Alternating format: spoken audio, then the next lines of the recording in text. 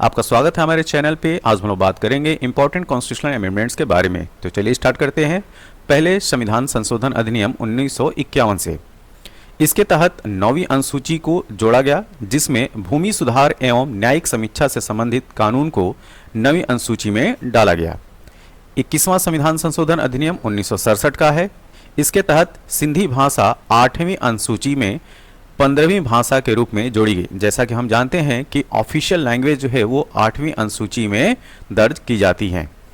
24वां संशोधन अधिनियम 1971 का है, जिसके तहत संसद को यह अधिकार दिया गया कि संविधान के किसी भी भाग, मतलब कि मूल अधिकार में भी संशोधन कर सकती है। तो संसद को यह अधिकार प्राप्त हुआ कि संविधान के किसी भी भाग में इंक्लूडिंग फंडामेंटल राइट्स, मूल अधिकार में भी संशोधन कर सकती है। वह कौन सा संशोधन अधिनियम था? 24वां संविधान संशोधन अधिनियम 1971। और राष्ट्रपति संविधान संशोधन विधेयक को मंजूरी देने के लिए बाध्य है। ये बहुत इंपॉर्टेंट कॉन्स्टिट्यूशनल अमेंडमेंट है, ध्यान रखिएगा, ठीक है। तो इसके तहत क्या हुआ? तो संसद को यह अधिकार दिया गया कि संविधान के किसी भी भाग में इंक्लूडिंग मूल अधिकार में संशोधन कर सकती है और राष्ट्रपति संविधान संशोधन विधेयक को मंजूरी देने के लिए बाध्य है। अब हम बात करेंगे 35वां संविधान संशोधन अधिनियम, यह 1974 का है, 1974 का। इसके तहत सिक्किम को सहयोगी राज्य बनाया गया, ठीक है। सिक्किम को क्या? सहयोगी राज्य बनाया गया। और 36वां संविधान संशोधन अधिनियम 1975 सिक्किम को पूर्ण राज्य का दर्जा देता है, ठीक है। तो अगर आपसे पूछा जाए कि सिक्किम को कंप्लीट स्टेटहुड, मतलब कि पूर्ण राज्य का दर्जा किस संविधान संशोधन अधिनियम के तहत मिलता है, तो 36वां संविधान संशोधन अधिनियम 1975। ये प्रश्न अक्सर पूछा जाता है, ठीक है। अब चलते हैं 42वां संविधान संशोधन अधिनियम 1976। ये बहुत ही इंपॉर्टेंट है, इसको ध्यान से देखना है, ठीक है। अब देखेंगे कि इसके तहत जो है क्या नए नए प्रोविजन आए थे। तो प्रस्तावना में समाजवादी, पंथ निरपेक्ष और अखंडता शब्द जोड़ा गया था 42वें संविधान संशोधन अधिनियम 1976 के तहत। मूल कर्तव्य, फंडामेंटल ड्यूटी जोड़ा गया। और कैसे जोड़ा गया? भाग 4 क बना के और अनुच्छेद 51 क बना के, ठीक है। तो पार्ट 4A और आर्टिकल 51A संविधान में जो है वो लाया गया और इसके तहत मूल कर्तव्य की बात की गई, फंडामेंटल ड्यूटी की बात की गई। नीति निर्देशक तत्व में क्या क्या जोड़ा गया, इसको देखते हैं। तो जो directive principle of state policy है, उसमें जो जोड़े गए प्रावधान थे वो क्या थे? समान न्याय एवं निःशुल्क विधिक सहायता, अनुच्छेद 29 का, मतलब कि आर्टिकल 39A को जोड़ा गया, जिसके तहत समान न्याय एवं निःशुल्क विधिक सहायता की बात की गई, ठीक है। फ्री लीगल जो है हेल्प की बात की गई। इसके तहत उद्योगों के प्रबंध में कर्मकारों का भाग लेना, अनुच्छेद 43A के तहत यह बात कही गई। पर्यावरण का संरक्षण एवं संवर्धन तथा वन्य जीवों की रक्षा की बात अनुच्छेद 48A जोड़कर की गई, ठीक है। ये सारी बातें जो हैं वो 42वें संविधान संशोधन अधिनियम 1976 के तहत ही आती हैं। तो ये नए नए आर्टिकल्स जो है इसमें जोड़े गए। क्या? 51A हो गया, 39A हो गया, 43A हो गया, 48A हो गया, ठीक है। अगली बात जो है डीपीएसपी में क्या जोड़ा गया? राष्ट्रपति को कैबिनेट की सलाह मानना बाध्यकारी होगा, ठीक है। तो राष्ट्रपति जो है कैबिनेट की सलाह मानेंगे और जो कैबिनेट सलाह देगी उनको जो है वह बाउंड होगा, बाध्यकारी होगा, ठीक है। लोकसभा एवं विधानसभा का कार्यकाल जो है 5 से बढ़ाकर 6 वर्ष कर दिया गया। क्या कर दिया गया? 5 से बढ़ाकर 6 वर्ष कर दिया गया, ठीक। कब? 42वें संविधान संशोधन 1976 के तहत ये बात कही जा रही है, ठीक। अब हम बात करेंगे अगला जो संविधान संशोधन अधिनियम है 44वां, ठीक है। तो 44th कॉन्स्टिट्यूशनल अमेंडमेंट भी काफी इंपॉर्टेंट है। तो इसमें कैबिनेट की सलाह को एक बार पुनर्विचार के लिए भेजने की राष्ट्रपति की शक्ति, ठीक है। तो राष्ट्रपति जो है कैबिनेट को एक बार पुनर्विचार करने के लिए भेज सकता है, परंतु पुनर्विचार के बाद मानना बाध्यकारी होगा। तो 42वां संविधान संशोधन में क्या था? कैबिनेट की सलाह जो है वह फर्स्ट इंस्टेंस में ही मानना जो है वो बाध्यकारी था। लेकिन 44वें संविधान संशोधन के तहत यह बात कही गई कि कैबिनेट की सलाह को एक बार पुनर्विचार के लिए भेजने का अधिकार दिया गया राष्ट्रपति को, ठीक है। लेकिन अगर फिर भी कैबिनेट उन्हीं बातों पे अगर अड़िग रहता है, तब राष्ट्रपति को उन बातों को मानना जो है वो बाध्यकारी होगा। लोकसभा एवं विधानसभा का कार्यकाल पुनः 6 वर्ष से घटाकर 5 वर्ष कर दिया गया, जो कि 42वें संविधान संशोधन में ये बात कही गई कि 5 से बढ़ाकर हम 6 वर्ष कर देंगे, लेकिन फिर से रिस्टोर कर दिया गया। क्या? लोकसभा एवं विधानसभा का कार्यकाल जो है पुनः 6 वर्ष से घटाकर 5 वर्ष कर दिया गया और वर्तमान में यही चल भी रहा है। राष्ट्रीय आपात के विषय में आंतरिक अशांति, ये बहुत इंपॉर्टेंट है। इंटरनल डिस्टर्बेंस शब्द के स्थान पर सशस्त्र विद्रोह शब्द जोड़ा गया। जो आर्म्ड रिबेलियन है उसी के तहत नेशनल इमरजेंसी जो है घोषित की जा सकती है, ना कि आंतरिक अशांति। तो जो आंतरिक अशांति शब्द है उसको हटाकर सशस्त्र विद्रोह शब्द जोड़ा गया। ठीक है। राष्ट्रपति कैबिनेट की लिखित सलाह पर ही आपातकाल घोषित कर सकता है। अगर कैबिनेट ओरली बात बोलता है तो राष्ट्रपति जो है आपातकाल घोषित नहीं करेगा। कैबिनेट को लिखित में जो है वो सलाह देना होगा राष्ट्रपति को, तब जाके राष्ट्रपति जो है आपातकाल घोषित करेगा। संपत्ति के अधिकार को मूल अधिकारों फंडामेंटल राइट्स की सूची से हटाकर जो है अनुच्छेद 300A या 300 क के अंतर्गत विधिक अधिकार बनाया गया। तो ध्यान दीजिए 44वें संविधान संशोधन के पहले जो राइट टू प्रॉपर्टी था वह फंडामेंटल राइट्स के अंतर्गत था, लेकिन 44वें संविधान संशोधन के तहत इसको मूल अधिकार फंडामेंटल राइट से हटाकर जो है लीगल राइट्स बना दिया गया और इसको किस अनुच्छेद में शामिल किया गया? 300A के तहत। 52वां संविधान संशोधन अधिनियम 1985 का है। इसके तहत क्या बात कही गई? तो 10वीं अनुसूची के रूप में दल बदल विरोधी कानून जोड़ा गया। ठीक है। तो दल बदल जो कानून है, विरोधी कानून है, उसको किस अनुसूची में डाला गया? तो 10वीं अनुसूची के रूप में दल बदल विरोधी कानून को जोड़ा गया था और यह संविधान संशोधन था 52nd 1985 का। 61वां संशोधन अधिनियम 1989 के बारे में बात करते हैं। इसके तहत लोकसभा एवं विधानसभा में मतदान की उम्र 21 वर्ष से घटाकर 18 वर्ष कर दी गई। तो ये भी प्रश्न काफी बार पूछा जाता है कि वह कौन सा संविधान संशोधन अधिनियम था जिसके तहत 21 से उम्र घटाकर 18 वर्ष कर दी गई? तो याद रखिएगा 61वां संशोधन अधिनियम 1989। 69th संशोधन अधिनियम 1991 के बारे में बात करते हैं। इसके तहत क्या हुआ? तो केंद्र शासित प्रदेश दिल्ली को राष्ट्रीय राजधानी क्षेत्र दिल्ली बनाया गया। तो अगर आपसे पूछा जाए कि एनसीआर का जो कॉन्सेप्ट है वह किस कॉन्स्टिट्यूशनल अमेंडमेंट के तहत आता है, मतलब कि नेशनल कैपिटल रीजन, तो यह आता है 69th कॉन्स्टिट्यूशनल अमेंडमेंट 1991 के तहत। 70वां संशोधन अधिनियम 1992 के बारे में बात करते हैं। तो इसके तहत दिल्ली पुडुचेरी विधानसभा के निर्वाचित सदस्यों को राष्ट्रपति चुनाव में मतदान का अधिकार दिया गया। ये बहुत इंपॉर्टेंट है। इससे पहले दिल्ली और पुडुचेरी के विधानसभा के निर्वाचित सदस्य जो है राष्ट्रपति चुनाव में मतदान नहीं दिया करते थे। तो राष्ट्रपति के मतलब कि प्रेसिडेंट के इलेक्शन में मतदान का अधिकार दिल्ली और पुडुचेरी विधानसभा के निर्वाचित सदस्यों को कब मिलता है? तो 70वां संविधान संशोधन अधिनियम 1992 के तहत। 71वां संशोधन अधिनियम 1992 के बारे में बात करते हैं। इसके तहत कोंकणी, मणिपुरी और नेपाली भाषा को 8वीं अनुसूची में जोड़ा गया। तो जैसा कि हम जानते हैं कि जो ऑफिशियल लैंग्वेजेस हैं वह किस में जोड़ी गई हैं? वह जो है 8वीं अनुसूची में जोड़ी गई हैं। तो इसके तहत कोंकणी, मणिपुर और नेपाली भाषा को जो है 8वीं अनुसूची में जगह मिलता है। 86वां संशोधन अधिनियम 2002 बहुत ही इंपॉर्टेंट है, इसको जो है वेरी इंपॉर्टेंट में रखिए। तो संविधान में मूल अधिकारों की श्रेणी में अनुच्छेद 21 का या ये कह जाए 21A जोड़ा गया और जिसमें 6 से लेकर 14 वर्ष तक के बच्चों के लिए निःशुल्क प्रारंभिक शिक्षा का प्रावधान किया गया। ठीक। नीति निदेशक सिद्धांतों में अनुच्छेद 45 की विषय वस्तु परिवर्तित करते हुए 6 वर्ष से कम आयु के बालकों के लिए प्रारंभिक बाल्यावस्था देखरेख और शिक्षा का उपबंध किया गया। मूल कर्तव्यों में 11वां जो फंडामेंटल ड्यूटीज है उसमें 11वां मूल कर्तव्य के रूप में 6 से लेकर 14 वर्ष तक के बच्चों को शिक्षा सुविधा प्रदान करने का माता पिता का कर्तव्य जोड़ा गया।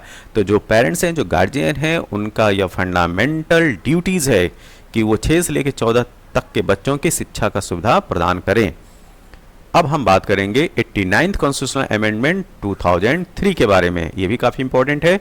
अनुसूचित जाति मतलब कि शेड्यूल कास्ट और अनुसूचित जनजाति मतलब कि शेड्यूल ट्राइब के लिए ये अलग अलग आयोग की व्यवस्था की गई। तो एससी और एसटी कमीशन जो अलग हो जाता है वो 89th कॉन्स्टिट्यूशनल अमेंडमेंट 2003 के तहत होता है। 1901 ठीक। तो 91वां जो संशोधन अधिनियम है 2003, ये भी इंपॉर्टेंट है। इसमें केंद्रीय मंत्रिपरिषद का आकार लोकसभा की कुल सदस्य संख्या के 15% से अधिक नहीं हो सकता है। तो जो सेंट्रल जो काउंसिल ऑफ मिनिस्टर है उसका आकार लोकसभा की जो टोटल सीट है उसमें उसका केवल जो है वो 15% ही होगा, इससे अधिक नहीं हो सकता है। तो यह बात कही गई थी 91वें संविधान संशोधन अधिनियम 2003 के तहत। और इसी तरीके से राज्य मंत्रिपरिषद की अगर हम बात करें, जो स्टेट काउंसिल ऑफ मिनिस्टर्स हैं उसका भी आकार विधानसभा की कुल सदस्य संख्या के 15% से अधिक नहीं हो सकता है। लेकिन एक बात और इसमें जोड़ी गई, क्या कि न्यूनतम संख्या 12 से कम नहीं होनी चाहिए। यह प्रश्न ईपीपीसीएस प्रीलिम्स में पूछा भी गया है। तो न्यूनतम संख्या जो है काउंसिल ऑफ मिनिस्टर की स्टेट में क्या होनी चाहिए, 12 से कम नहीं होनी चाहिए। और अगर विधानसभा की जो कुल सदस्य संख्या की अगर हम बात करें तो उसका 15% से अधिक नहीं हो सकता। ठीक है, तो इस दोनों पॉइंट को ये याद रखिएगा, ये परसेंटेज वाली बात और ये जो संख्या है 12। ठीक, अब चलते हैं 92वां संविधान संशोधन अधिनियम 2003 के बारे में बात करेंगे। तो 8वीं अनुसूची में बोडो, डोगरी, मैथिली और संथाली भाषा जोड़ी गई और इसी के साथ 8वीं अनुसूची में शामिल भाषाओं की संख्या 22 हो गई। कितनी शामिल भाषाओं की संख्या जो है 22 हो गई। तो अगर आपसे पूछा जाए कि जो 8th शेड्यूल है उसमें टोटल आज की डेट में कितनी भाषाएं को शामिल किया गया है, तो वो है 22। 97th कॉन्स्टिट्यूशनल अमेंडमेंट 2011, सहकारी समितियों को संवैधानिक दर्जा प्रदान किया गया। ये बहुत इंपॉर्टेंट है। ठीक है, तो जो कोऑपरेटिव सोसाइटीज हैं, कमेटी हैं, उनको संवैधानिक दर्जा प्राप्त होता है 97th कॉन्स्टिट्यूशनल अमेंडमेंट 2011 के तहत। 99 संशोधन अधिनियम 2014 के बारे में बात करते हैं। तो उच्चतम न्यायालय एवं उच्च न्यायालय में न्यायाधीशों की नियुक्ति के लिए कॉलेजियम प्रणाली के स्थान पर राष्ट्रीय न्यायिक नियुक्ति आयोग NJAC, national judiciary appointment commission की व्यवस्था की गई थी। ठीक है, लेकिन एक चीज और ध्यान देना है, वर्ष 2015 में उच्चतम न्यायालय ने इसे असंवैधानिक ठहराते हुए रद्द कर दिया। क्या, यह जो है अनकॉन्स्टिट्यूशनल घोषित कर दिया गया था सुप्रीम कोर्ट के द्वारा। तो इस वजह से एनजेएसी जो है कॉन्स्टिट्यूट नहीं हो पाया। अब हम बात करेंगे 100th कॉन्स्टिट्यूशनल अमेंडमेंट 2015 के बारे में। इसके तहत भारत और बांग्लादेश के मध्य भूभाग का स्थानांतरण हुआ था। ठीक है, तो कुछ जो एरिया थे वो भारत के बांग्लादेश को दे दिए गए और कुछ बांग्लादेश के जो एरिया है वो भारत को दे दिए गए। ये चीज ध्यान रखिएगा, यह है 100th नंबर का कॉन्स्टिट्यूशनल अमेंडमेंट जो कि 2015 का है। 101वां, ठीक है, यह संशोधन अधिनियम 2016 का है और इसी के तहत जो है जीएसटी की बात की गई। तो विभिन्न अप्रत्यक्ष करों के स्थान पर एक देश एक कर प्रणाली की संकल्पना के तहत वस्तु एवं सेवा कर मतलब कि गुड्स एंड सर्विसेज टैक्स की शुरुआत की गई। तो यह कौन सा कॉन्स्टिट्यूशनल अमेंडमेंट था, 101 कॉन्स्टिट्यूशनल अमेंडमेंट 2016। अब हम बात करेंगे 102nd मतलब कि 102वां जो संशोधन अधिनियम है 2018 का, उसके बारे में। इसके तहत राष्ट्रीय पिछड़ा वर्ग को संवैधानिक दर्जा प्रदान किया गया। तो अगर आपसे पूछा जाए कि नेशनल बैकवर्ड क्लास कमीशन जो है वह क्या कॉन्स्टिट्यूशनल बॉडी है, तो आज की डेट में यह एक संवैधानिक संस्था है, कॉन्स्टिट्यूशनल बॉडी है। तो राष्ट्रीय पिछड़ा वर्ग को संवैधानिक दर्जा प्रदान किया गया कब, 102वां जो संविधान संशोधन अधिनियम था 2018 के तहत। अब हम बात करेंगे 103वां जो संशोधन अधिनियम है 2019 उसके बारे में। तो आर्थिक रूप से कमजोर वर्ग ईडब्ल्यूएस इकोनॉमिकली वीक सेक्शन के लिए नौकरियों एवं शैक्षणिक संस्थाओं में 10% आरक्षण का प्रावधान किया गया। तो जो 10% रिजर्वेशन की बात की गई आर्थिक रूप से कमजोर वर्गों के लिए नौकरियों और शैक्षणिक संस्थाओं में, वह बात की गई 103वां संशोधन अधिनियम 2019 के तहत। अब हम बात करेंगे 104वां संशोधन अधिनियम 2019 के बारे में। ठीक है, तो लोकसभा एवं राज्य विधानसभाओं में अनुसूचित जातियों एवं जनजातियों के लिए सीटों के आरक्षण को अगले 10 वर्ष मतलब कि 2030 तक के लिए बढ़ाया गया। ठीक है, तो इनका जो आरक्षण अगले 10 वर्षों तक के लिए भी लागू रहेगा और 10 वर्षों से मतलब है 2030 तक। तो 104वां जो संशोधन अधिनियम है 2019 तो लोकसभा एवं राज्य विधानसभाओं में अनुसूचित जातियों मतलब कि एससी और जनजातियों मतलब कि शेड्यूल्ड ट्राइब के लिए सीटों का आरक्षण अगले 10 वर्षों के लिए बढ़ाया गया। लोकसभा और राज्य विधानसभाओं में आंग्ल भारतीयों के मनोनयन के प्रावधान को समाप्त कर दिया गया। ठीक है, जैसा कि हम जानते हैं कि लोकसभा में जो एंग्लो इंडियन है उनके लिए 2 सीट जो है रिजर्व हुआ करती थी। अब जो है एंग्लो इंडियन की जो रिजर्व सीट का जो प्रावधान था उसको जो है खत्म कर दिया गया और यह संविधान संशोधन था 104वां। तो इन दोनों बातों को याद रखिएगा। ये दोनों बातें जो हैं 104th कॉन्स्टिट्यूशनल अमेंडमेंट 2019 के तहत कही गई हैं। अब हम बात करेंगे जो बहुत ही इंपॉर्टेंट है 105th कॉन्स्टिट्यूशनल अमेंडमेंट 2021 के बारे में। तो राज्यों को सामाजिक एवं शैक्षणिक रूप से पिछड़े वर्ग SEBC मतलब कि socially and educationally backward classes की पहचान करने एवं सूची बनाने का अधिकार पुनः दिया गया।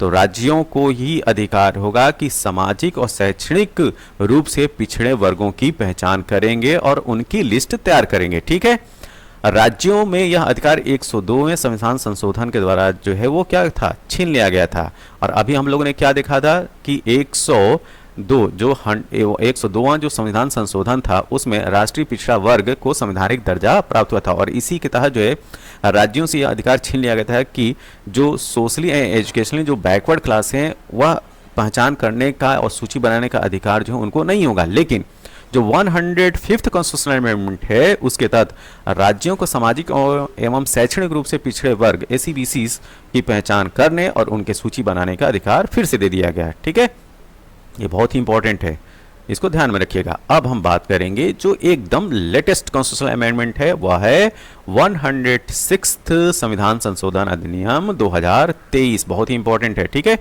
तो देखते हैं इसके तहत क्या बात कही गई है।